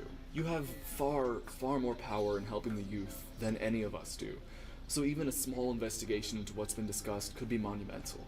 If you can somehow let the higher-ups know and have somebody take action, it could help actually fix things, or at least start to fix things. I don't make this video to be anti-YouTube. I don't make this video to slander the company or give it bad PR. I adore YouTube. I have been using YouTube since I was a little kid. I've been making YouTube videos since I was a little kid. I want to see it be the best platform that it can be. And unfortunately, right now, it's simply not. I've only scratched the surface of Elsagate 3.0, as unfortunately, it does go deeper than just this. Listen to me. I've been advocating for the defense of the future for over 2 years now. And while over the years we have had some victories in getting things taken down and bringing awareness, as we can tell today, it's simply not enough. I abhor this part of the process completely. It makes the entire point feel insincere, but ultimately a good way of spreading the word and spreading awareness is to signal boost this video, and if you have a platform, to cover the things that I've spoken about now. Of course, when it comes to signal boosting, the YouTube algorithm likes what it likes. So, engagement, subscription, commenting, liking, whatever that means. Getting this video to be seen by as many people possible might actually help a lot in getting some of this stuff removed. And if you are in a position to spread the word yourself, feel free to talk about anything discussed today. Feel free to reach out to me, anything, just as long as the word is spread. And together we might be able to actually make a change on this platform for the better. Most of the discourse surrounding defending the future looks at the victims as just children. And while yes, they are children now, they won't be forever. And here's the thing, protecting the innocence and purity of a child is of utmost importance, but we also need to consider the long-term effects of watching this content. By the way, these children are going to lead our world. These will be our future politicians, scientists, doctors, everything. Yeah, so at least from my perspective, it's of utmost importance that their brains don't get totally fucked up in their youth. As of 2025, Generation Alpha ends and Generation Beta begins. And while generational levels are somewhat superfluous, it is important to note that Generation Beta will mostly be the children of Gen Z. This worries me, but it also gives me some hope. Gen Z on a very wide scale has seen the dangers of unmoderated internet access for little kids. But the question is, will this knowledge actually apply to parenting? Of course, many individuals will use this knowledge, but I'm more so talking on a wider scale. Will iPad babies just continue to be a thing, or will we reach a point in which a parent would think twice about putting a glowing rectangle with all the information in the world in front of their 2-year-old kid? I can't answer that question, but I really deeply hope that we learn from Gen Alpha, and that we learn from what's been happening over the past 15 years. I'm going to imagine that many of you watching this video are Generation Z. For those of us who aren't parents, and feel as though we have no power in this situation, my advice to you is to spread the word and report what you see. I deeply hope that you found this video helpful, and I hope that you all join me in the fight against this filth. Thank you to the people over on Patreon. $5 a month helps fund this research and gets you uncensored and ad-free videos. With that, I've been Raimundo2012. You've been a great audience. It's time for us to make a change. Even though he is still fighting with Ukraine, the companies have left Ukraine. Most of them are international brands, but they are still replaced with knockoffs, by the way. And Nintendo is still gone, Burger King is still gone in Russia, and they still plagiarizing the official international brands. So yeah. Also, the Lace ship has been rebranded again to look very no.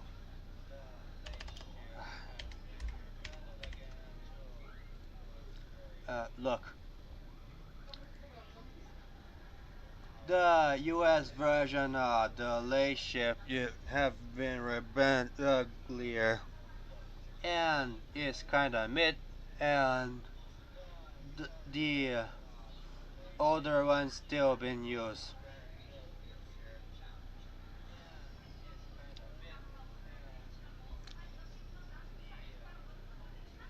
I don't know about predictions, by the way.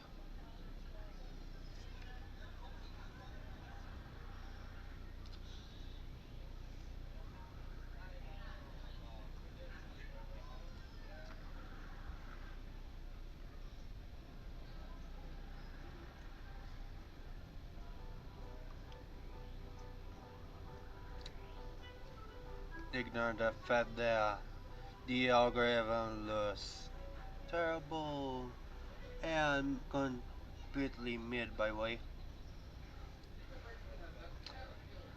The recommendation list looks ugly.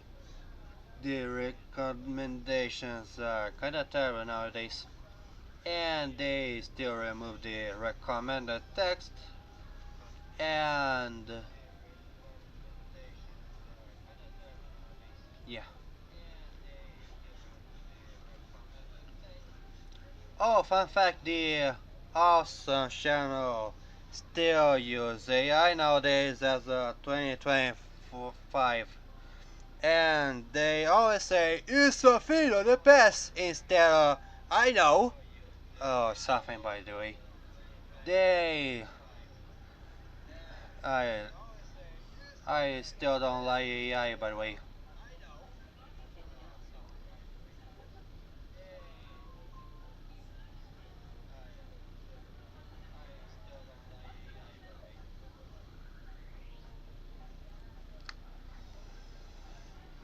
Ignore the fact that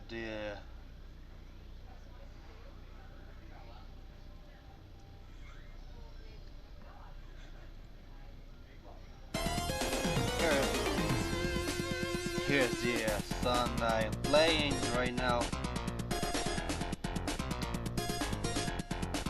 The soundtrack's still buffing, by the way.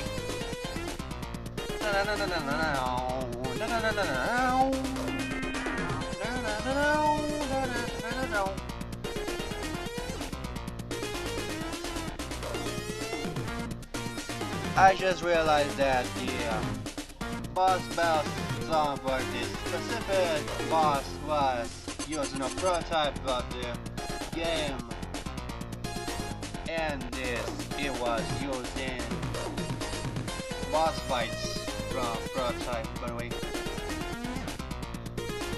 For placeholder, by the way.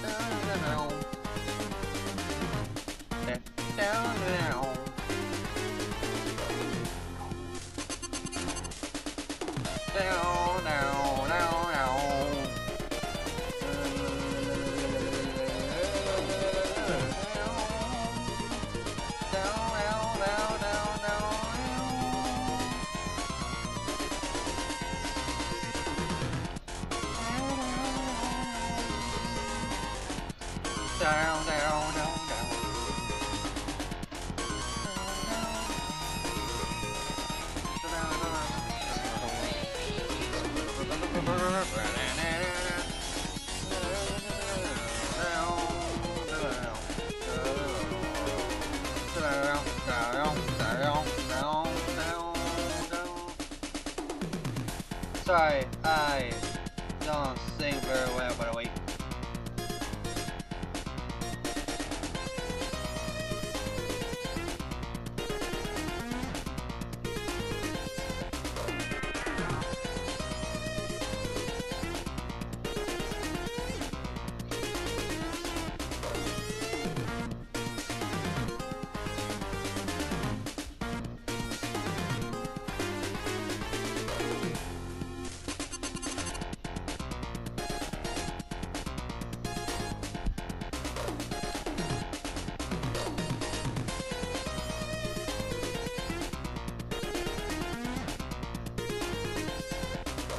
Oh, fun fact, by the way. sorry.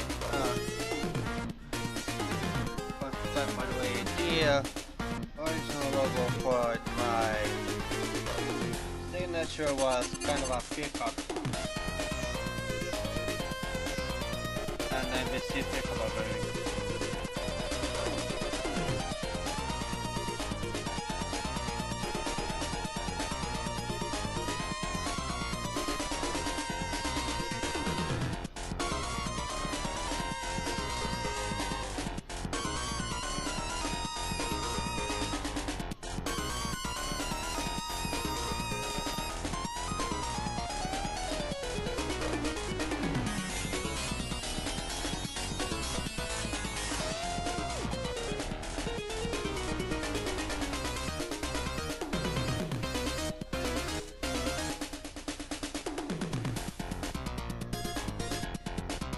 Oh, hi, Devin.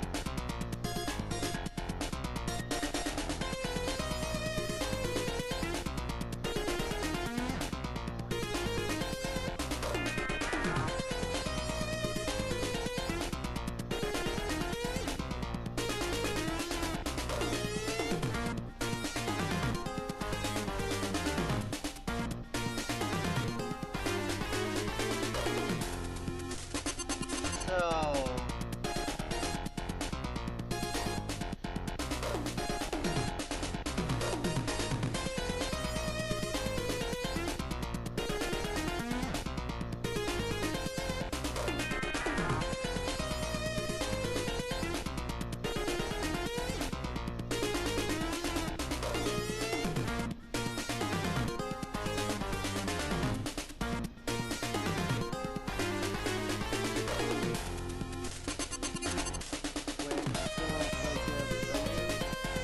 Oh yeah, still animating, still, well, his animation.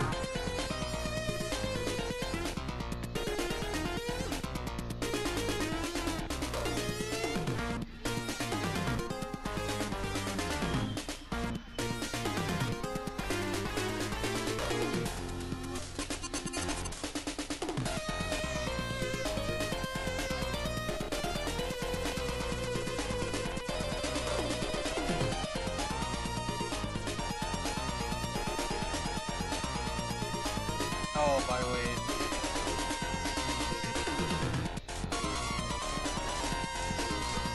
I don't remember what I was saying.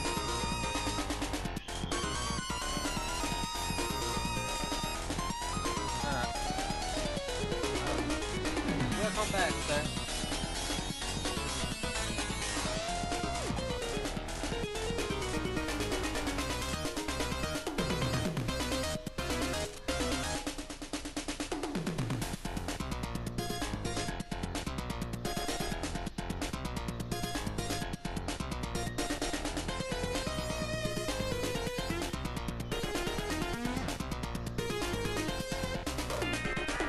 Oh, by the way, I use the scene.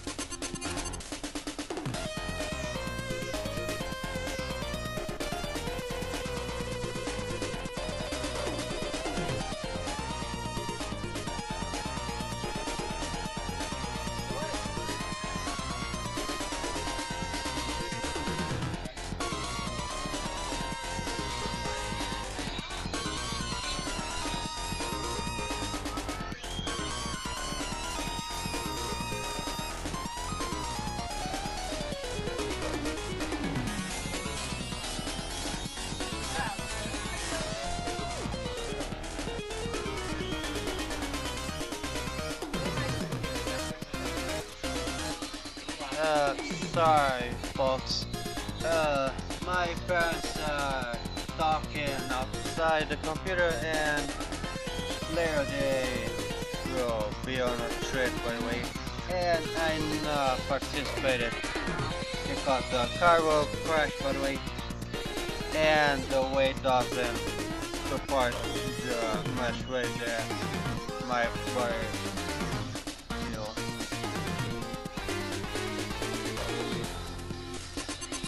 I'm still too big in the car, by the way.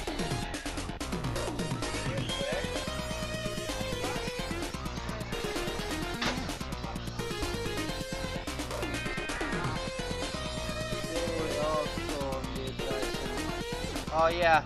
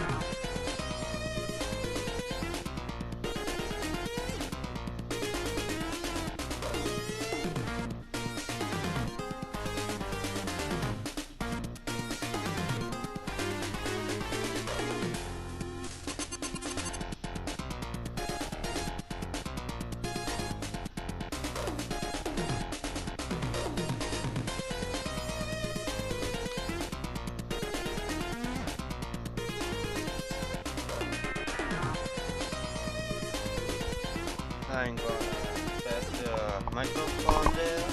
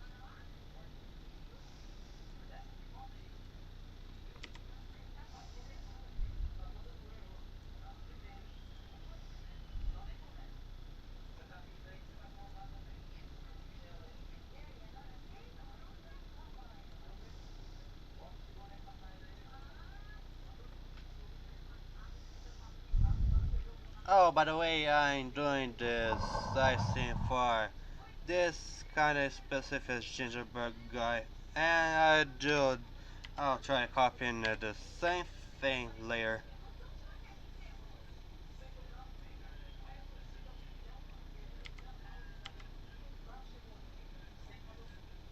And I'll maybe think about putting the face in there similar to the gingerbread man from Shrek, by the way. But I'll think about it later.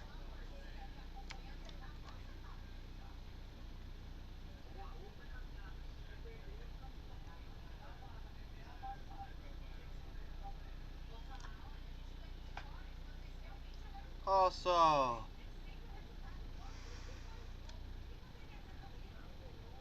no, I don't remember what to say, by the way.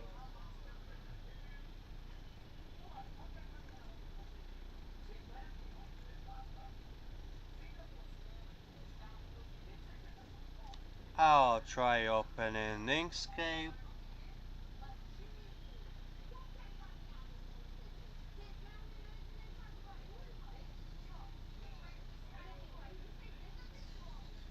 It's gonna take a while, by the way.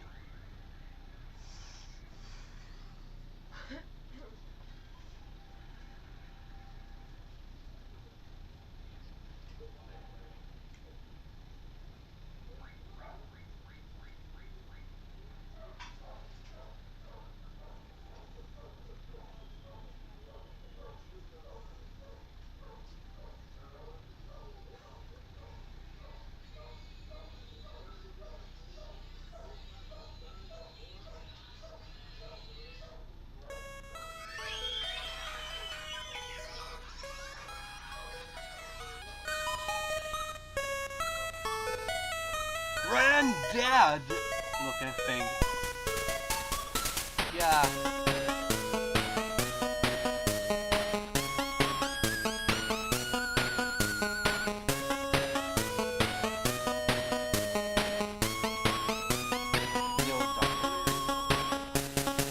And this will be the face of the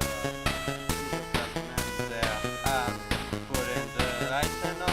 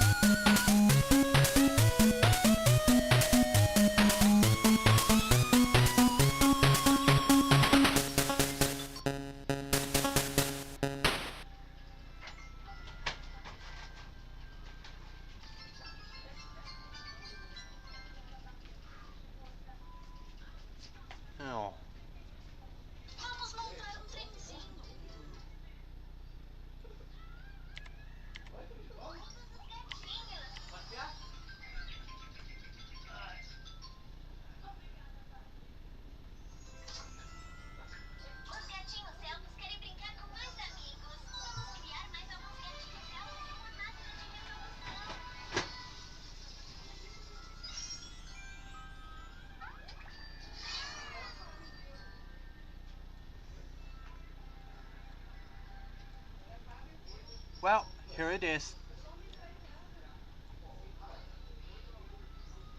Maybe I'll try putting it. Uh-huh. Uh-huh. Uh-huh. They look kinda cute, by the way. The fact that I also use the gradient over the alpha texture kinda gives the look of a cute little gingerbread man, by the way.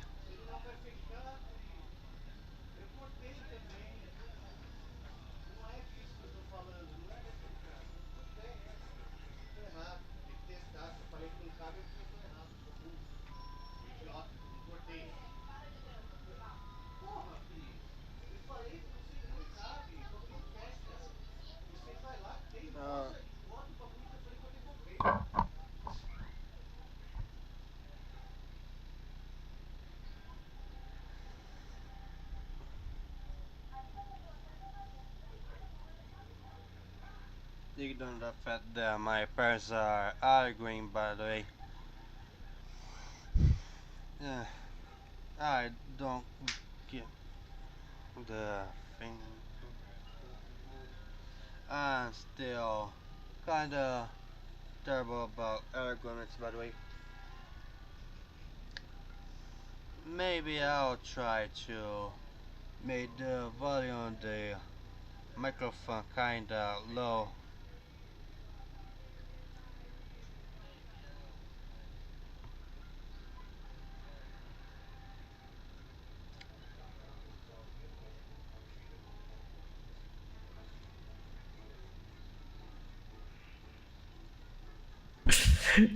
Dr. Beal did this.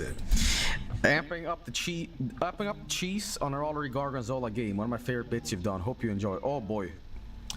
What is this? It's 43 seconds, but alright, let's give it a try and see what it's all about.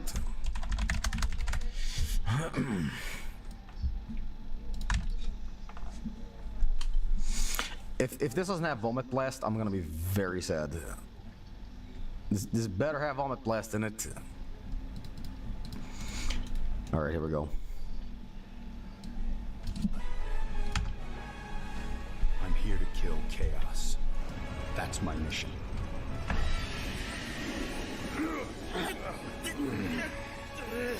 Looks like chaos has been waiting for us. Thunderblade! Thunderblade! I got your back! Thunderblade! Thunderblade! Fire blast! Watch out! I got your back! Recharging! Recharging! Potion secured! Checkpoint saved! I got your back! I got your cloud! Watch out! Underneath! I got your back! Soaring blade! Soaring blade! Soaring blade! Soaring blade! Soaring blade! Medic missile! Medic missile! Enemy spotted.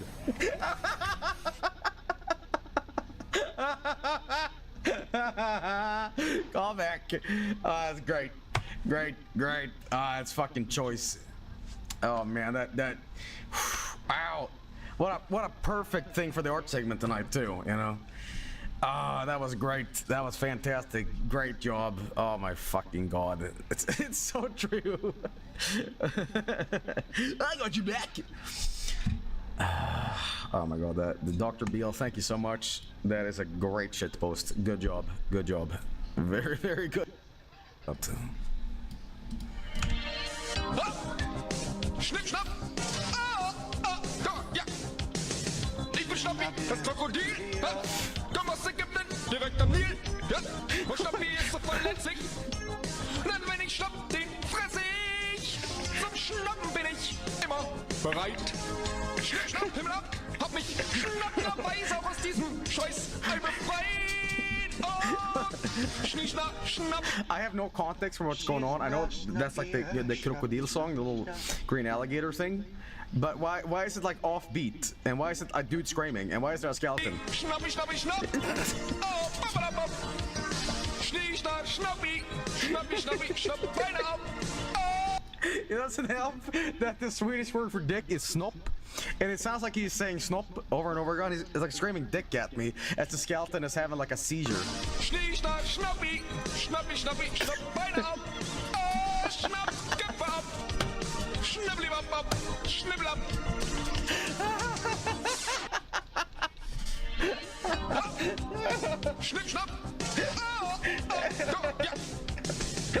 Schnappi, das Krokodil. Komm aus Ägypten, direkt am Nil. Ja, und Schnappi ist so verletzlich. Denn wenn ich Schnapp den fresse ich. Zum Schnappen bin ich immer bereit. Schnipp, schnapp, Himmel ab. Schnapperweise auch aus diesem Scheiß ein befreit. Schnie, schnapp, schnappi, schnappi, schnappi, schnapp. Oh, babadabab. Schnie, schnapp, schnappi, schnappi, schnappi, schnapp, Beine ab. Oh, schnapp, Köpfe ab. Schnibbelibab, schnibbelab. One more time. Schnipp, schnapp. Oh, oh, komm, ja. Ich bin Schnappi, das Krokodil. Komm aus Ägypten, direkt am Nil. Ja, und Schnappi ist so verletzlich. Denn wenn ich Schnappi fresse ich. Zum Schnappen bin ich immer bereit. What am I doing? Schnipp, schnapp, Himmel ab. What is this Hab mich stream? schnapplerweise auch aus diesem Scheiß ein befreit. Okay, it's like I lost control of the stream. It's like it's like I'm drunk as fuck and like I'm being attacked by like 1,000 mosquitoes and I'm just letting them like tear my flesh apart. I'm just like, okay. Schnie, schnapp, schnappi, schnappi, schnappi, schnapp. Oh, babadabab. I'm gonna die. Schnie, schnapp, schnappi, schnappi, schnappi, schnapp, Beine ab. Oh, schnapp, Köpfe ab.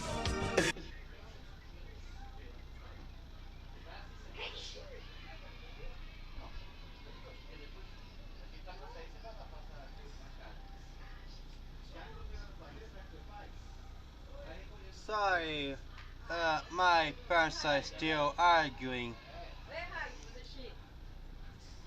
And now my mom is bringing my brother to go in the bathroom before going on a trip.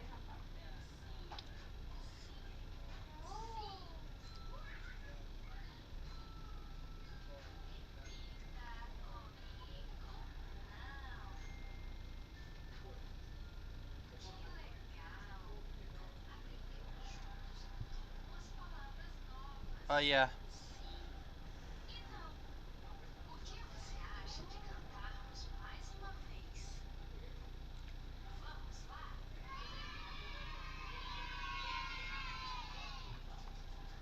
I hope the C4D will not crash because I still work a lot, by the way.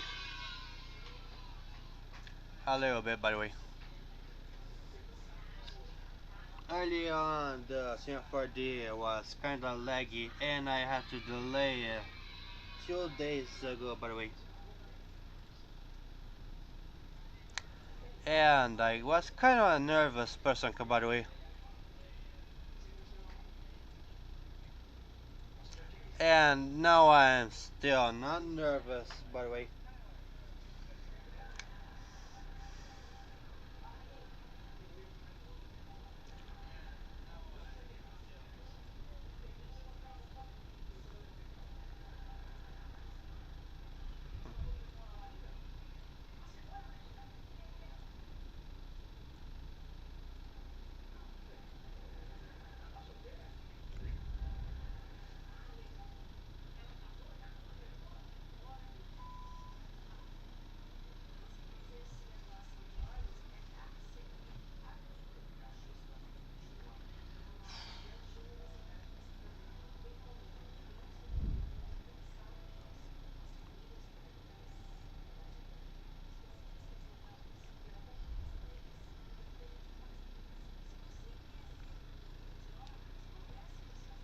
Oh, hi.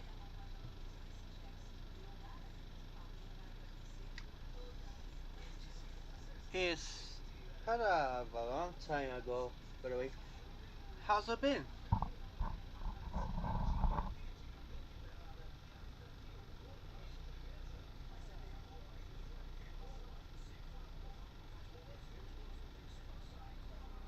Pronto? Logo sim, tu pra calça não ficar caindo. Não sei nem.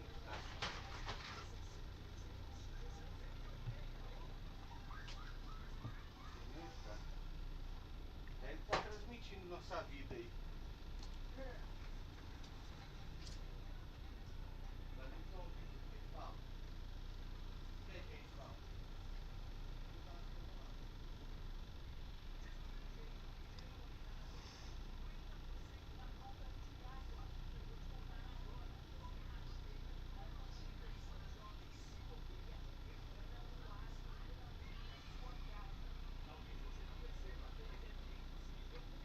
make a thumbnail for the episode? I'll think about it.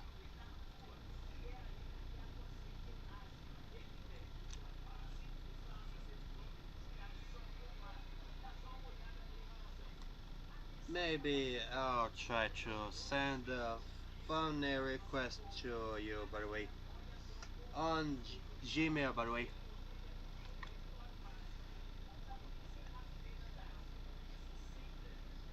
Oh, by the way, Roblox is kind of a friend he said to me, and he may have the access for the object, by the way, the assets, by the way. I kinda have to recreate them, by the way.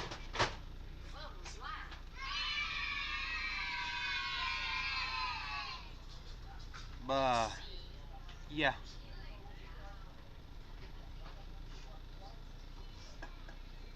And the fact that my brother still uses the phone, by the way. And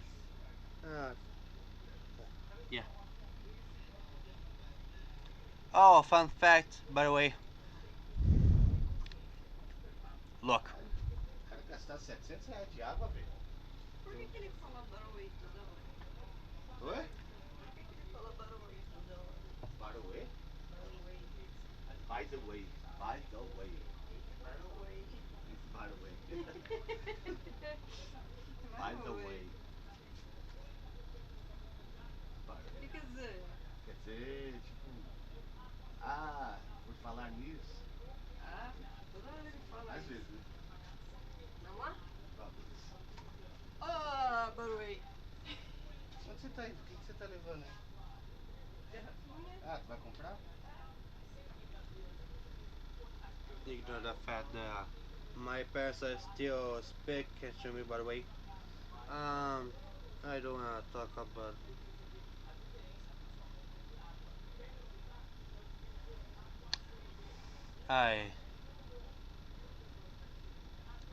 So yeah.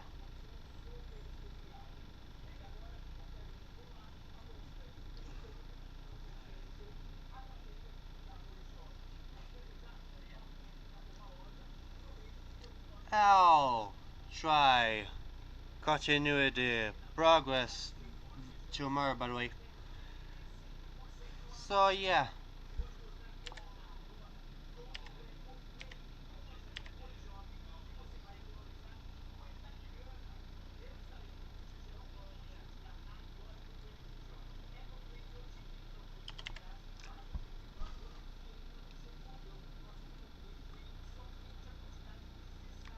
I still put the from 511 frames, by the way,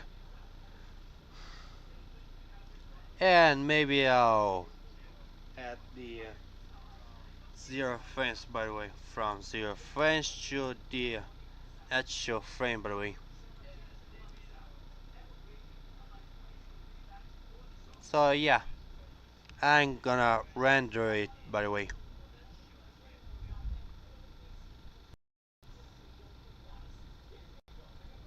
So yeah.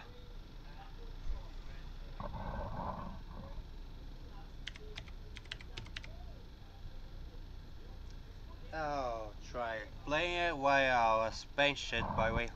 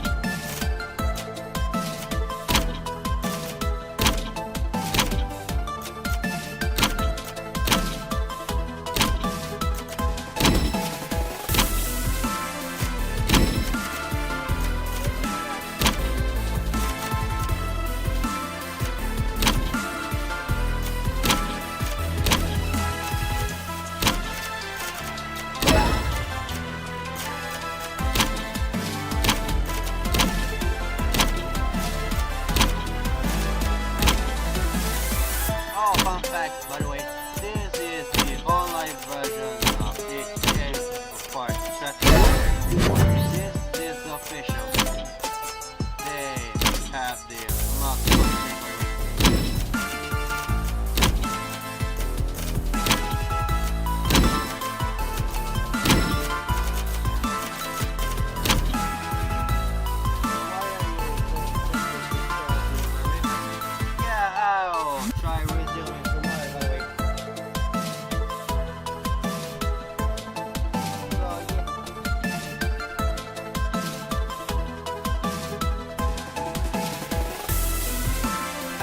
Try pick up doing more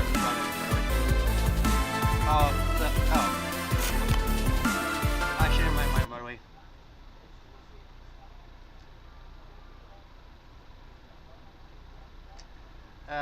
Yeah, so I'll resume now.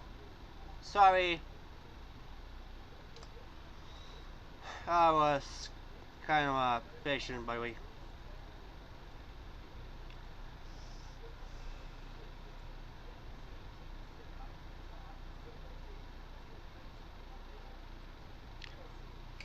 Also, I did have the request by the way because, yeah.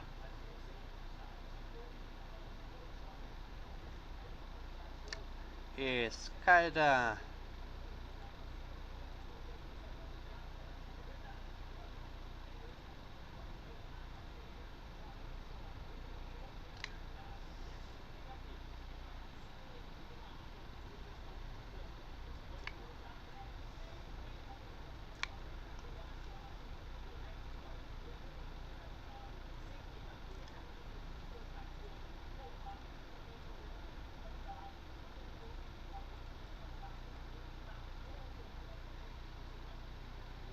may outbacks they have faced skin. Oh, I'll think about it.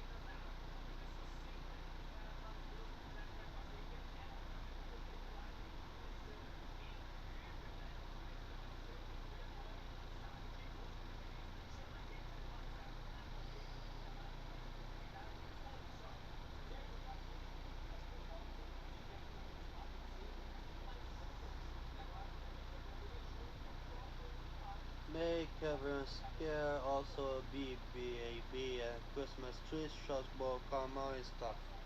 Yeah, I'll think about it soon.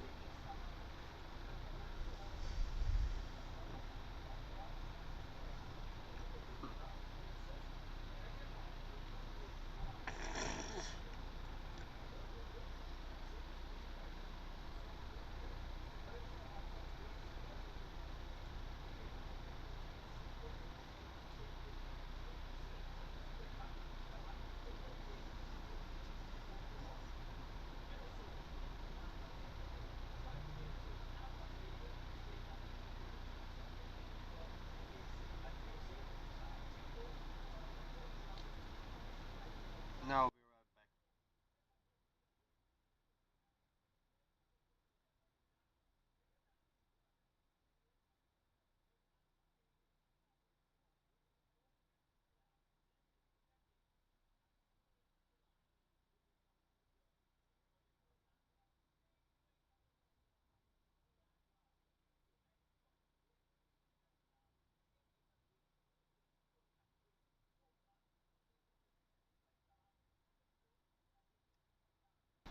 Okay, I am back.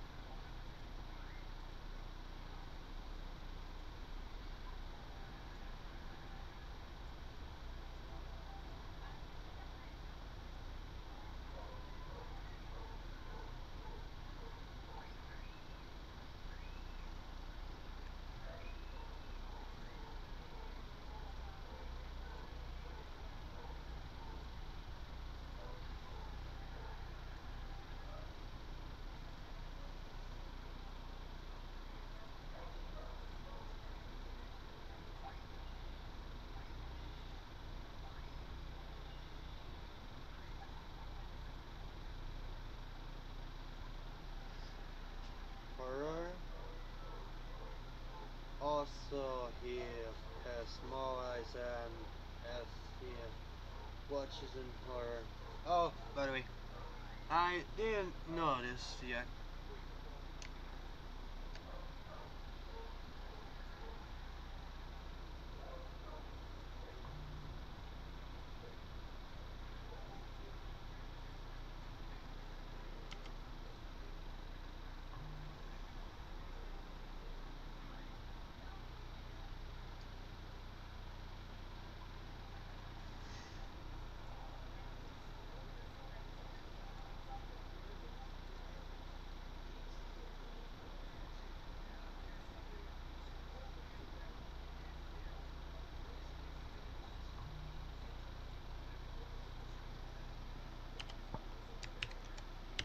Here's a quick little trick to make the ASCII style angry face.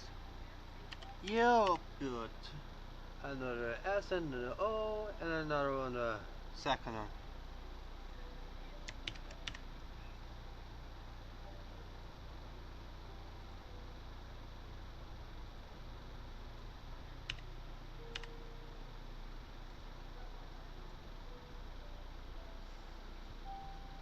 Easy. Made the lowercase d into a uppercase one.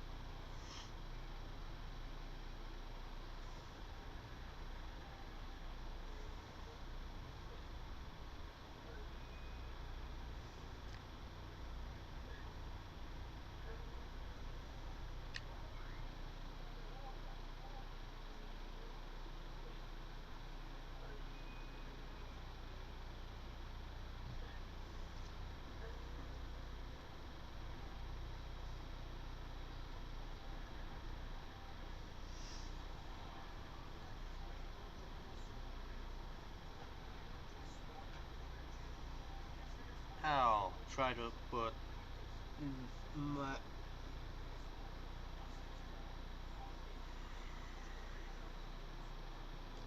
oh yeah, I kind of forgot.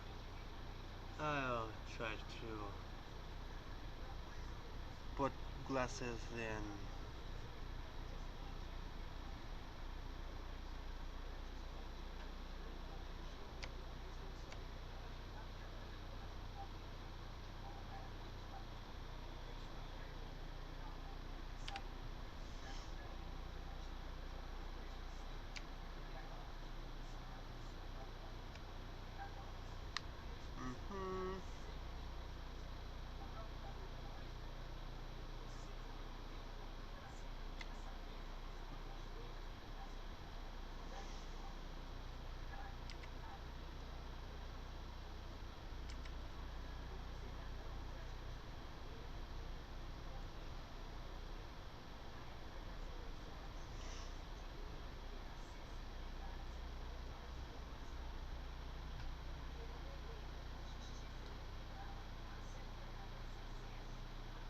gotta go now. Bye.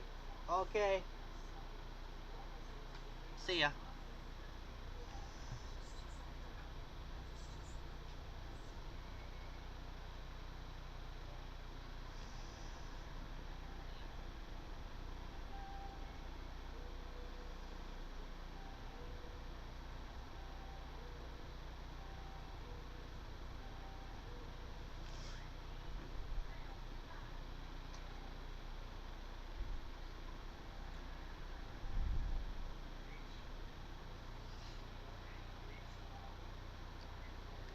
So I might as well update the progress on this thing and make more parts, by the way, and more scenes.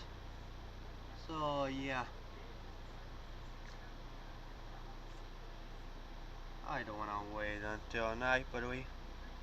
Oops, sorry, I accidentally put the save as, by the way.